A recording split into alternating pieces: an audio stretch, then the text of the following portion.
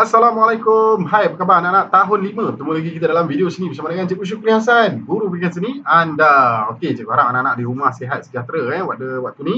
Okey, video kali ni kita nak belajar berkaitan dengan unit yang kelima pasu mini.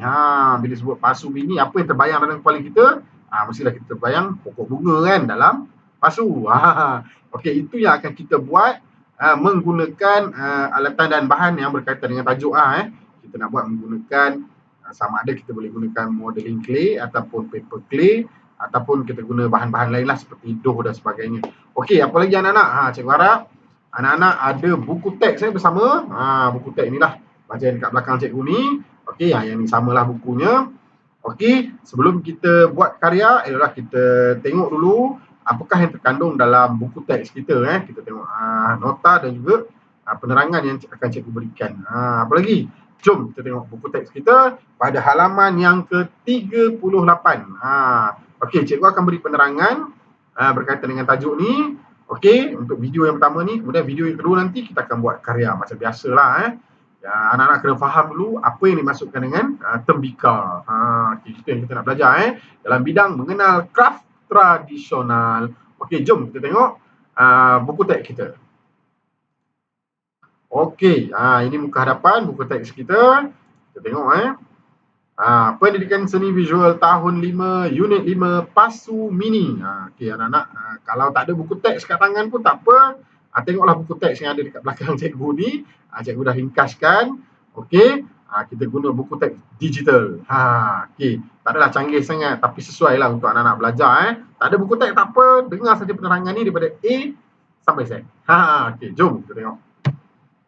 Okey, kalau kita buka pada muka surat yang ke-38 tu, kita akan nampak lah di bahagian atas tu dia kata unit 5 pasu mini. Okey, cikgu bacakan anak-anak dengar Tembikar tradisional ialah bekas yang diperbuat daripada bahan tanah liat. Ingat tu, tanah liat dan mempunyai fungsi tertentu. Apa tu fungsi? Fungsi ni maksudnya kebolehupayaan lah. Alat tu tadi untuk digunakan sebagai apa? Nanti kita tengok. Okey, tembikar akan dibakar melalui kaedah pembakaran secara tradisional atau secara tanur sebelum digunakan. Okey, negeri Perak, Pahang, Kelantan dan Sarawak adalah antara negeri yang terkenal dengan pembuatan tembikar tradisional. Okey. Di Pahang, terenang terkenal sebagai tembikar yang berfungsi sebagai bekas untuk menyimpan air. Kalau di Perak, di Lenggong banyak di sana dibuat kata apa tembikar labu sayung. Okey, jom kita tengok apa lagi kandungan dalam buku teks kita ni. Okey, ini dia terenang. Okey, nama bahagian pada tembikar terenang.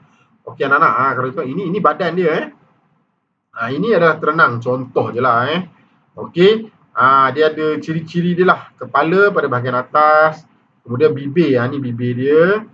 Okey, yang nampak macam terkeluar sikit tu kan. Kemudian dia ada leher, leher dekat bahagian tengah ni. Okey. Kemudian dada. Kat sini dada kalau tengok ada macam corak yang diterap tu. Ni di bahagian dada. Kemudian badan bahagian bawah ni ada juga corak motif yang diterap tu. Kemudian macam bibir juga kat atas ni tapi ni dipanggil ni bawah ni ialah pelapik. Pelapik ni maksudnya alas dia lah Okey, tembikar terenang. Jadi apa yang terkandung dalam ni? Mari kita tengok. Okey, yang pertama motif. Motif rupa organik pada terenang disusun secara berulang untuk menghasilkan corak. Betul. Motif kalau diulang-ulang dia akan menghasilkan corak. Jadi apa corak yang terkandung di sini ialah corak terancang.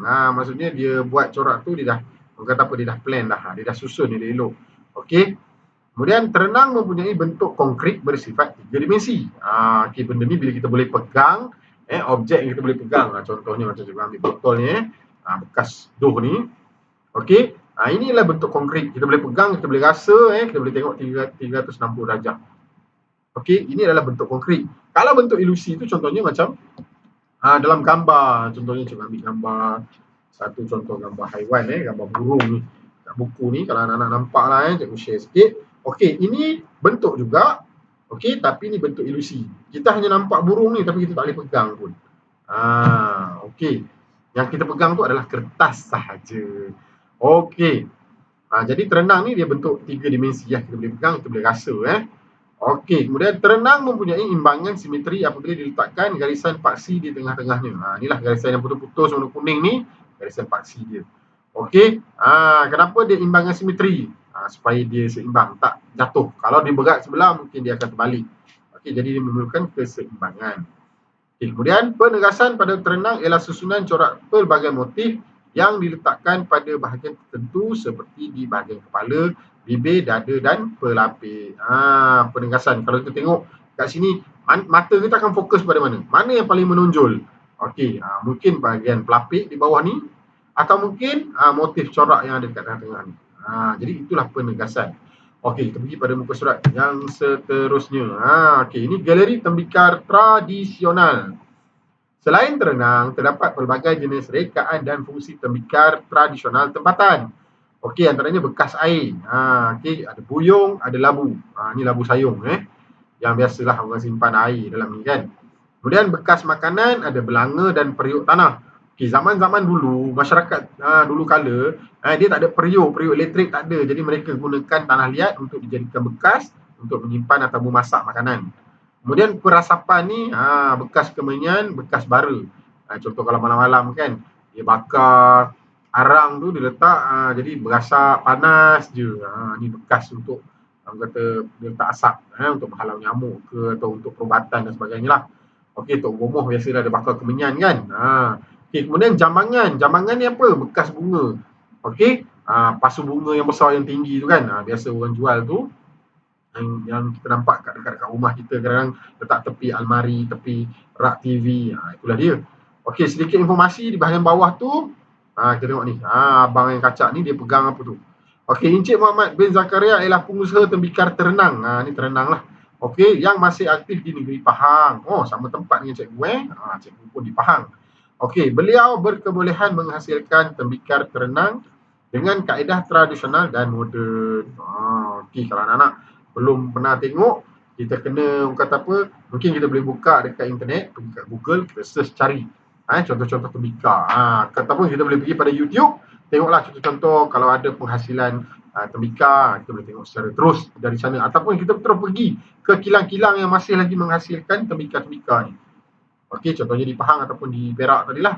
Okey, seterusnya eksplorasi tembikar. Apa maksud explore? Explore ni kita nak kata apa, mengkaji, meneroka eksplorasi. Mari teroka kaedah penghasilan tembikar menggunakan teknik dan bahan berikut. Okey, antara bahan-bahannya ada dough, okey, kemudian ada paper clay, kemudian kita tengok ke depan lagi, ada modeling clay, ada polimer lembut. Kita patah balik ke belakang. Okey, dough dihasilkan dengan menggunakan tepung. Tepung apa? Biasanya tepung gandum lah paling mudah. Dough mudah dibentuk kerana sifatnya yang lembut. Okey, senang je. Tepung gandum tu kita bancuh dengan air. Kalau air tu banyak dia akan jadi cair. Tapi kalau air tu kurang dia akan jadi agak kesat. Jadi kita kena masa nak bancuh tu kita kena agak-agak lah Okey. Bila dough tu dah kata dah sebati antara tepung dengan air tadi, boleh kita bentuk-bentukkan dia menggunakan teknik apa? Picitan. Picit guna jari lah tekan-tekan kalau nampak yang ni ni dough. Okey, picit tu macam mana? Macam ni lah. Okey. Kalau nampak lah cikgu tunjuk sikit. Contoh picit dengan ibu jari. Picit-picit macam tu. Okey. Kemudian kita ada paper clay. Paper clay berstruktur seperti tanah dan mudah dibentuk. Bahan ini dibiarkan mengeras pada suhu bilik. Okey, macam mana nak buat paper clay? Okey, nak buat paper clay ni kita gunakan tisu. Kertas lembut ataupun tisu lah paling mudah. Dicampurkan dengan gam. Contoh, saya ada botol gam macam ni kan. Kita campur, kita gaulkan dia. Tisu tadi tu kita dah basah dulu. Kita rendam dalam air, dalam bekas. Okey, bila tisu tu dah hancur, kita masukkan gam, kita gaul. Dia akan terbentuklah seperti dalam gambar ni paper clay. Okey, bila dah dapat tu, apa nak buat? Kita ambil penggelik, kita gelikkan dia. Buat macam ni lah pun boleh juga. Mudah je. Bila dah jadi panjang tu nanti kita bentukkanlah. Dia lingkaran kan. Okey. Contoh seterusnya modeling clay. Macam mana modeling clay tu? Kebetulan cikgu memang ada spare kat rumah. Okey. Ini yang cikgu beli kalau nampak lah. Okey, kamera ni mungkin tak berapa jelas sangat. Okey. Kena buka lah plastik ni dia dah di dalam plastik. Okey, memang dia tulis kat depan tu modeling clay. Tanah liat. Ya, dalam ni ada warna-warni. Banyak warna-warni Kalau anak-anak nampak lah. Alright. Ni dia. Yang warna hijau tu dia macam hilang sikit. Tak apa. Ni contoh. Modeling clay. Okey. Itu dalam plastik. Ada yang dalam kotak macam ni pun ada juga. Okey. Nampak dia tulis tu clay. Okey. Modeling clay mudah dibentuk dan diukir kerana sifatnya yang lembut. Bahan ini terdapat dalam pelbagai warna. Contoh gambar ni, dibuat kepingan. Macam mana? Clay tu tadi dilenyek-lenyekkan, ditekan-tekan-tekan jadi rapat macam tu. Okey.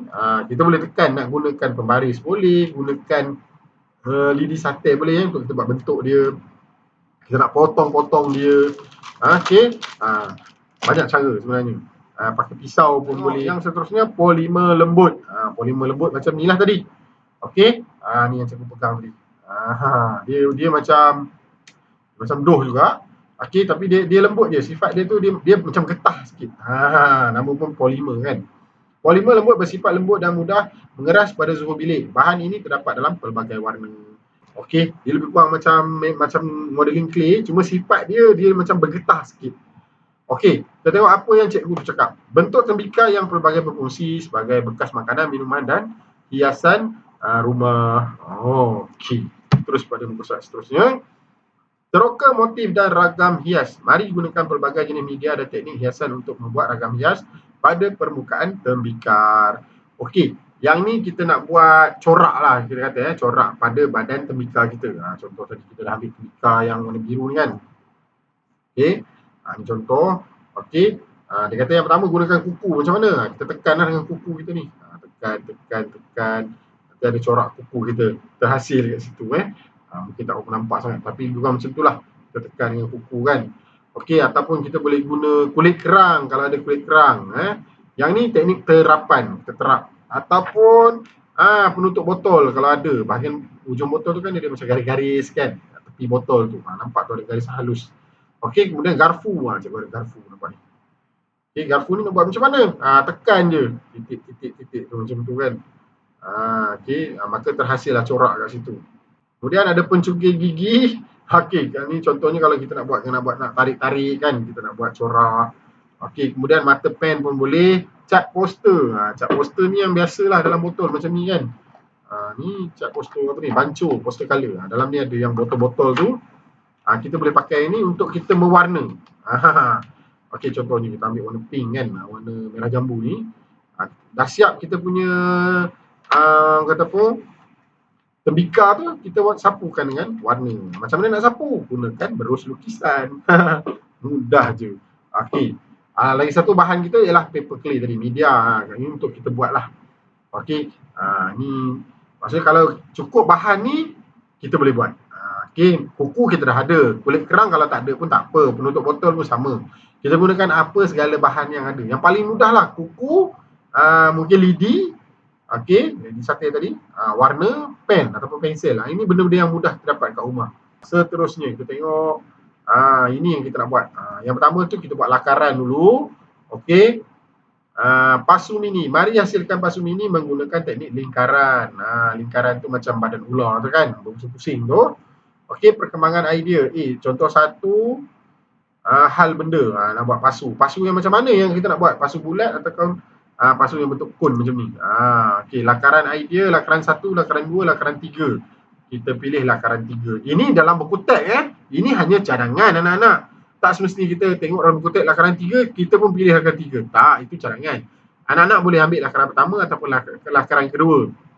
Ataupun kalau ada idea lain, buat lakaran sendiri.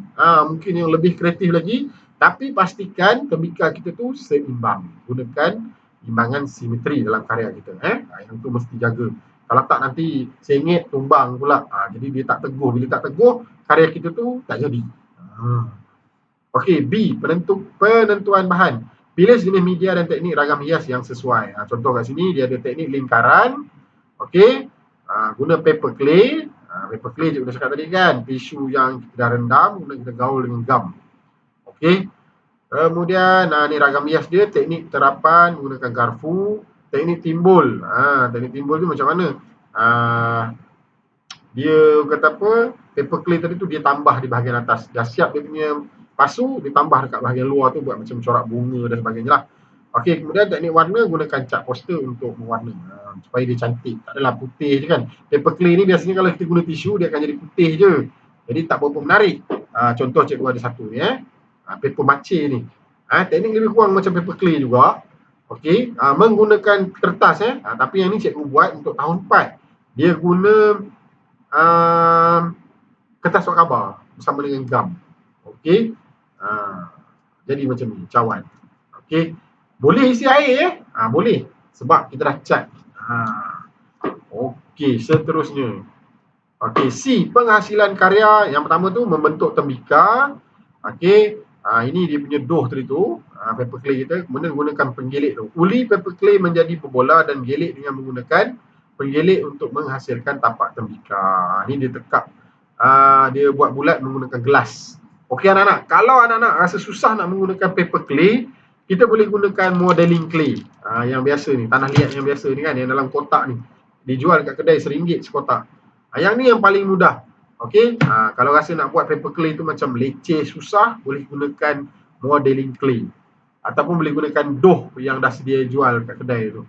Dekat Mr. DIY ada, kedai RM2 ada, dekat kedai popular ada. Banyaklah. Okey, gunakan gelas sebagai panduan tapak tembika yang lebih tepat. Baru dapat bulatan tu Kemudian dia kata bentukkan doh mengikut panjang lingkaran yang dikendaki. Macam mana nak buat? Geliklah dengan tangan. Kalau ada penggelik, guna penggelik. Tapi biasa kita guna tangan lah kan. Senang je. Okey, langkah seterusnya. Langkah 4, dia kata guris dan sapukan air pada bahagian hendak diletakkan lingkaran.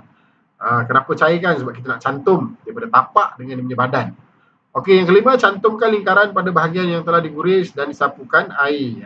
Air tu dia macam gam lah Okey, tips, dia bagi tips tu panduan lah. Tip ni panduan. Okey, guris dan sapukan air pada bahagian yang ingin dicantumkan bagi menguatkan cantuman. Okey, bahagian tepi ni alatan dan bahan. Cikgu rasa anak-anak dah tahu apa yang kita nak buat kan. Ada paper clay, cat poster, berus, pisau plastik. Pisau plastik dengan garpu ni untuk kita buat corak. Okey, berus dengan warna tu kita mewarna. Gelas untuk kita buat tapak. Penyembuh pengilat ni cat clear tu, spray clear tu kan.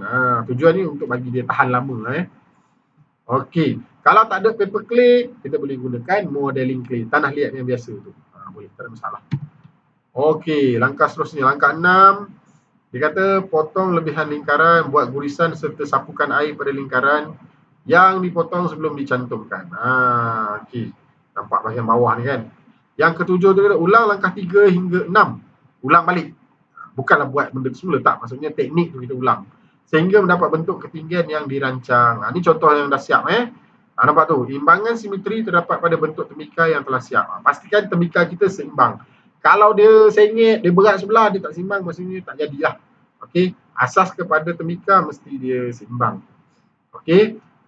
Kalau kata kita boleh buat bentuk yang pelbagai sengit macam mana pun boleh. Asalkan bila dia berdiri tu tegak, dia tak jatuh. Okay, maksudnya jadilah tu. Okey, apa kata cikgu ni? Okey, tembika juga boleh dihasilkan tanpa memotong lebihan lingkaran dengan meneruskan proses membentuk. Macam mana nak bentuk? Gunakan jari kita. Kita boleh picit-picit. Okey, kita boleh gunakan sudu untuk tekan-tekan. Macam-macam lah.